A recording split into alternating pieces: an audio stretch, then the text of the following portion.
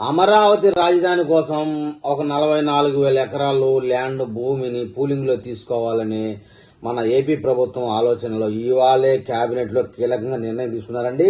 మనం ఉదయమే ఒక వీడియో చేయడం జరిగింది.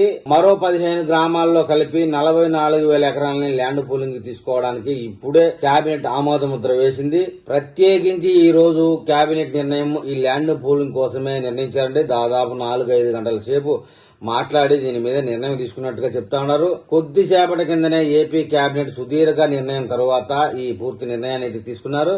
అయితే రైతులకి కొన్ని వెసులుబాట్లు కల్పించారని చెప్తున్నారు.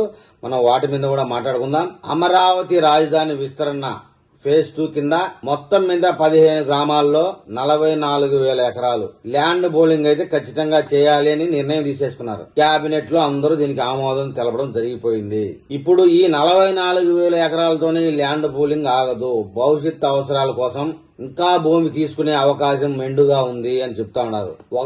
ఒక పక్కనేమో వైసీపీ మహానుభావుడు 500 ఎకరాలు చాలు ఇంతెందుకు అంతెందుకు అని ఒక పక్క విమర్శిస్తా ఉంటే అసలు తీసుకున్న భూమి వచ్చే కంపెనీలకి ఇతరత్ర విద్యా సంస్థలకి సరిపోకపోగా ఇంకా తీసుకోవాల్సిన అవసరం ఉంది. ఇప్పుడే అయింది కాబట్టి నిర్ణయం ప్రభుత్వ పరంగా ప్రకటన రావాల్సి ఉంది. ఒక గంటల తరబడిలో ఈ ప్రకటన వస్తుందని ఆశిస్తున్నాం. పెట్టుబడులు ఎవరైతే పెట్టడానికి వస్తారో వాళ్ళకి భూములు కేటాయించడం కోసం, మరొక పక్క అంతర్జాతీయ విమానాశ్రయం కోసం ఇప్పుడు తీసుకునే ల్యాండ్ పూలింగ్ విషయానికి రైతులకి గతంలో ఇచ్చిన ప్యాకేజీ కంటే ఇప్పుడు మెరుగైన ప్యాకేజీ ఇవ్వబోతున్నారని చెప్తా ఉన్నారు.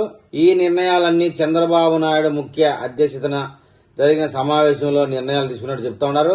ల్యాండ్ బౌలింగ్ లో భూమి తీసుకున్న రైతుకు వచ్చేసి ఎకరానికి 50,000 రూపాయల చొప్పున 10 సంవత్సరాల పాటు 50,000 రూపాయల కౌలుతో పాటుగా వారికి ఏమైనా వ్యవసాయ రుణాలు బ్యాంకుల్లో ఉంటే గనక ఒక్కో రైతుకి 1,50,000 రూపాయల లెక్కన ప్రభుత్వం రద్దు అయితే చేయబోతా ఉంది. గతంలో ల్యాండ్ బౌలింగ్ ఇచ్చిన రైతులకి ఈ వెసులుబాటు ఉండేది కాదనేది మనం తెలుసుకోవాలి. రైతులు కూలీలుగా ఉండి ఎవరైతే ఉపాధి కోల్పోతా ఉన్నారో రైతు కూలీలు అనబడే వాళ్ళకి ప్రతి నెల 5,000 రూపాయలు పెన్షన్ ఇవ్వడానికి కూడా ఈ కేబినెట్ ఆమోదం తెలిపిందని చెప్తా ఉన్నారు. ఇక రైతు కుటుంబాలకి వారి పిల్లల విద్యా ఖర్చులకి ప్రత్యేకంగా వాళ్ళ కుటుంబ వైద్యానికి సరిపడమైన వైద్య కార్డులు కూడా అందజేయబోతా ఉన్నారు. ఇక ల్యాండ్ సర్వే వచ్చేసి అత్యాధునికమైనటువంటి పరికరాలతో సర్వే చేయబోతా ఉన్నారు. ఎండోమెంట్ ల్యాండ్స్ గాని, లంక భూములు గాని, అసైన్మెంట్ ల్యాండ్ గాని 10-12 సెంట్ల కన్నా ఎక్కువగా ఉన్న భూమిని రాష్ట్ర ప్రభుత్వం అయితే పూలింగ్ లో తీసుకుని ఆ భూమి ఇచ్చిన వారికి మెరుగైన ప్యాకేజీ ఇవ్వడానికి అయితే ఇవ్వాలని నిర్ణయం తీసేసుకుంది. అయితే రైతులు డిమాండ్ చేసినట్టుగా అమరావతి మండలంలోని 10 గ్రామాల రైతులకి, పెదకూరపాడు మండలంలోకి వచ్చేసేపటికి 2 గ్రామాల రైతులకి, తాడికొండ మండలంలోకి 3 గ్రామాల రైతులకి, అమరావతి ఇన్నర్ రోడ్డు రింగ్ రోడ్డుకు లోపలగా భూములు ఇవ్వాలని, పరిహారం కింద ఇచ్చే భూములు కొత్తగా వచ్చే రైల్వే ట్రాక్ లోపలగా ఉండాలని అనే డిమాండ్ మాత్రం రాష్ట్ర ప్రభుత్వం అంగీకరించే అవకాశమే లేదు. ఎందుకంటే ఇన్నర్ రింగ్ రోడ్ లోపల ఇవ్వడానికి భూములే లేవు. 44,000 ఎకరాలు అంటే గనక 2015 సంవత్సరానికి వచ్చేటప్పటికి రాజధాని కోసం 29 గ్రామాల్లో 34,000 ఎకరాలు సమీకరించడం అనేది మనందరికీ తెలిసిందే.